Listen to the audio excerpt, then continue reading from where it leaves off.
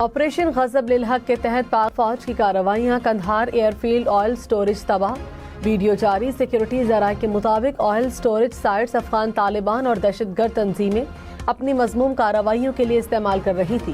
پاک فوج مؤثر کارروائیوں کے ذریعے افغان طالبان اور فتنہ الخوارج کے دہشت گرد ٹھکانوں اور فوجی تنصیبات کو نشانہ بنا رہی ہے۔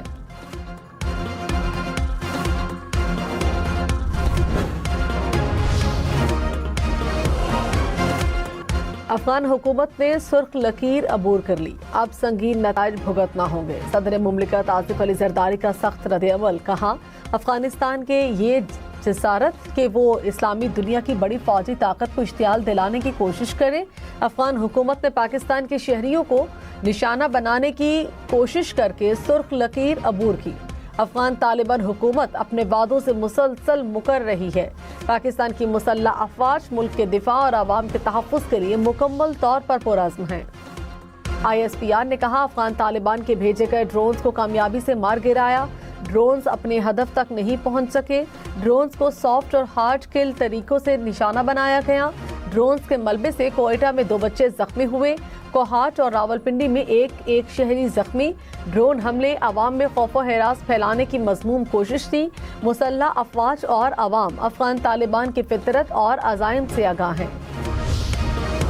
امریکہ کا ایران کے خارق جزیرے پر حملہ، ٹرمپ کا حملے میں تمام فوجی اہداف کو تباہ کرنے کا دعویٰ، کہا مشرق وسطیٰ کی تاریخ کے طاقتور ترین حملوں میں سے یہ ایک تھا۔ احتیاط کے طور پر جزیرے پر موجود تیل کے بنیادی ڈھانچے کو تباہ نہیں کیا۔ آبنائے ہرمز سے جہازوں کی آمد و رفت میں خلل ڈالنے کی صورت میں دوبارہ فیصلہ کروں گا۔ ایران کبھی بھی جوہری ہتھیار حاصل نہیں کر سکے گا۔ ایران ہتھیار ڈال دے اور ملک کے باقی ماندہ حصوں کو بچائے۔ ہمارے تیل انفراسٹرکچر کو نشانہ بنایا تو خطے میں توانائی ڈھانچہ نشانے پر ہوگا۔ پاسداران انقلاب کا امریکی صدر ڈونلڈ ٹرمپ کے خارق جزیرے پر حملے کے جواب میں رد عمل، کہا امریکی کمپنیوں کے حصص والی کمپنیوں پر بھی حملے کریں گے۔ عراقی دارالحکومت بغداد میں امریکی سفارت خانے پر حملہ، عراق سے دھواں بھی اٹھتے دیکھا گیا، خطرے کے سائرن بجنے لگے۔ سعودی وزارت دفاع کا مشرقی علاقے میں 5 ڈرونز مار گرانے کا دعویٰ، ایک ڈرون صحرائی علاقے میں بھی مار گرایا گیا۔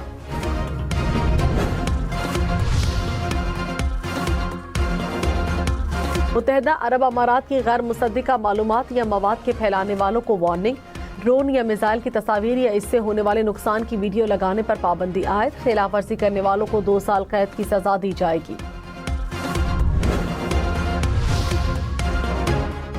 قومی سلیکشن کمیٹی کے رکن عاقب جاوید نے کہا ورلڈ کپ میں پاکستان ٹیم کی کارکردگی امیدوں کے مطابق نہیں تھی، کم از کم ٹیم کو سیمی فائنل تک پہنچنا چاہیے تھا۔ فخر زمان ورلڈ کپ کے ابتدائی میچز کیوں نہیں کھیلے، یہ کوچ بتا سکتے ہیں۔ ہماری انڈرسٹینڈنگ یہی ہے کہ کوچ کو فری ہینڈ ملنا چاہیے۔ بابر اعظم فٹ نہ ہونے کی وجہ سے بنگلہ دیش کی سیریز نہیں کھیل رہے۔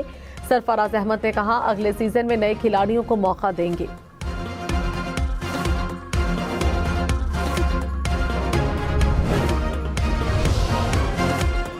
کراچی میں پورٹ قاسم پر ایک آئل ٹینکر لنگر انداز، جہاز 55,000 میٹرک ٹن آئل لے کر پورٹ قاسم پہنچا۔ جہاز پر حفاظتی اقدامات کے تحت ڈسچارج کا عمل شروع۔ عالمی منڈی میں خام تیل مزید مہنگا، برنٹ کروڈ کی قیمت $103 فی بیرل سے بڑھ گئی، امریکی خام تیل کی قیمت $98 فی بیرل ہو گئی۔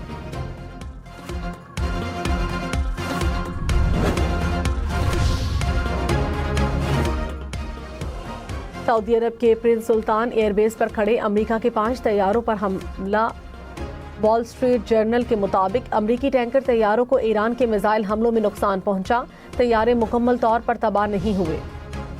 آبنائے ہرمز بند رکھنے کے اعلان کے بعد B-2 بمبارڈ طیاروں کے ایران پر حملے، امریکی سینٹ کام سے جاری بیان میں کہا گیا کارروائی کا مقصد ایرانی حکومت کے خطرے کو ختم کرنا ہے۔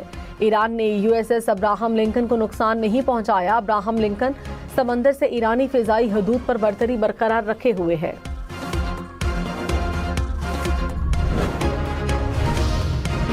آبنائے ہرمز سے بحری جہاز گزارنے کے لیے فرانس اور اٹلی سمیت کئی یورپی ممالک کے ایران سے مذاکرات۔ برطانوی اخبار فائنینشل ٹائمز کے مطابق مذاکرات کا مقصد مشرق وسطیٰ سے تیل اور گیس کی برآمدات کی بحالی ہے۔ مذاکرات ابھی ابتدائی مرحلے میں ہیں اور کوئی حتمی معاہدہ طے نہیں ہوا۔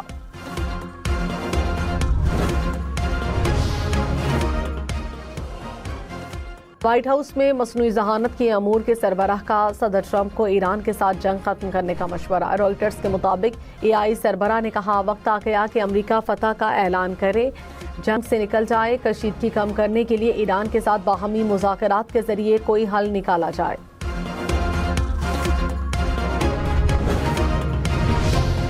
ایران جنگ ختم کرنے کے ممکنہ معاہدے سے متعلق روسی تجویز سامنے آ گئی۔ امریکی میڈیا کے مطابق روسی صدر پیوٹن نے صدر ٹرمپ کو فون پر ایرانی یورینیم روس منتقل کرنے کی تجویز دی، جسے ٹرمپ نے مسترد کیا۔ تجویز ایران کے خلاف امریکہ اور اسرائیل کی جاری جنگ کے خاتمے کے ممکنہ معاہدے کا حصہ تھی۔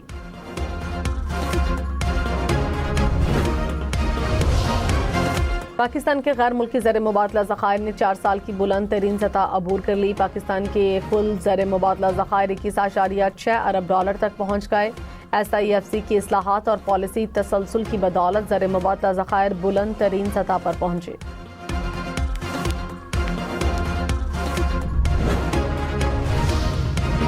اسٹاک مارکیٹ میں سہولت اکاؤنٹ کے ذریعے سرمایہ کاری کی حد بڑھا کر 30 لاکھ روپے کر دی گئی۔ SCCP کے مطابق سرمایہ کار اب 1 سے زائد بروکرز کے ساتھ سہولت اکاؤنٹس کھول سکیں گے۔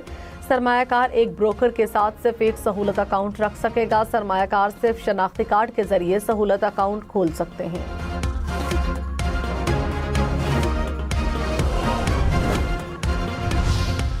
اسرائیل کے لبنان پر تازہ حملے، 5 بچوں سمیت 17 افراد جاں بحق ہو گئے۔ اسرائیلی فوج کے مطابق کارروائی حزب اللہ کے خلاف کی گئی، ایک پل بھی تباہ ہوا۔ اسرائیل نے بیروت پر پمفلٹ گرا دیے۔ غزہ جیسی دھمکی، اسرائیلی دھمکیوں کے باعث لبنان سے 8 لاکھ سے زائد افراد گھروں سے بے دخل۔ غزہ میں بھی اسرائیل کے فضائی حملے، 2 نوجوانوں سمیت 3 فلسطینی شہید ہو گئے۔ امریکہ کا ایرانی رہنماؤں کے بارے میں معلومات فراہم کرنے پر $10 ملین کے انعام کا اعلان۔ عرب میڈیا کے مطابق فہرست میں ایران کے سپریم لیڈر مجتبی خامنہئی شامل، وزیر انٹیلیجنس سمیت ایرانی فوج کے دیگر افسران بھی شامل۔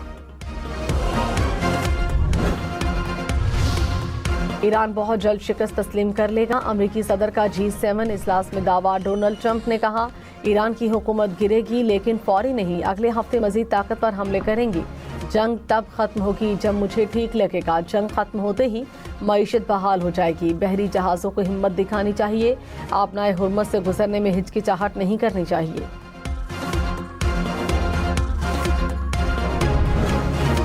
کہلاتا ہے سانحہ گل پلازہ کی تحقیقات کے لیے جوڈیشل کمیشن اجلاس۔ صدر گل پلازہ ایسوسی ایشن نے کمیشن میں جواب جمع کرا دیا، کہا عمارت کے دروازے صدر کی ہدایت پر بند رکھے جاتے تھے۔ سربراہ جوڈیشل کمیشن نے چیف فائر آفیسر سے گل پلازہ آتش زدگی کا ریکارڈ طلب کر لیا۔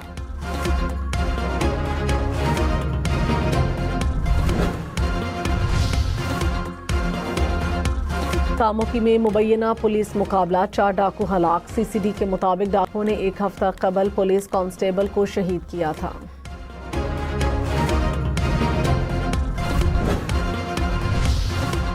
سندھ حکومت کی عید الفطر پر زائد کرایوں کے خلاف مہم شروع کرنے کی ہدایت۔ سینئر وزیر شرجیل میمن نے کہا بغیر اجازت کرایوں میں اضافہ روکنا متعلقہ اداروں کی بنیادی ذمہ داری ہے۔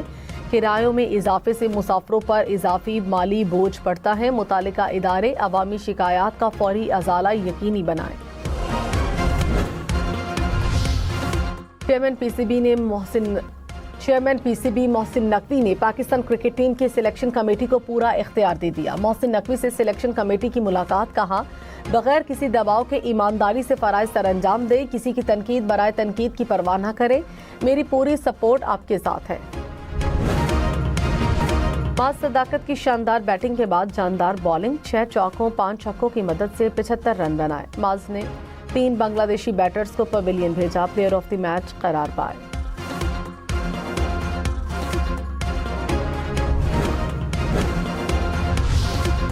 نیشنل پریس کلب کا مارکا دی ڈیموکریٹس پینل نے صدر اور سیکرٹری کی نشستیں جیت کر بڑا اپ سیٹ کر دیا۔ عبدالرزاق سیال 1067 ووٹ لے کر صدر اور فرقان راؤ 1024 ووٹ لے کر سیکرٹری منتخب۔ فائنانس سیکرٹری کی نشست پر جرنلسٹ پینل کے عابد عباسی 1061 ووٹ لے کر کامیاب ہوئے۔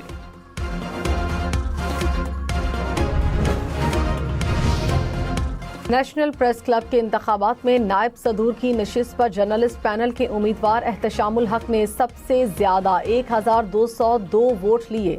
نائب صدور کی 2 نشستیں دی ڈیموکریٹس کے نام بشیر چودھری اور عثمان خان نے کامیابی سمیٹی۔ جرنلسٹ پینل کی نائب صدر خواتین کی نشست پر سہرش قریشی نے میدان مار لیا۔ جوائنٹ سیکرٹری کی تینوں نشستیں جرنلسٹ پینل لے گیا۔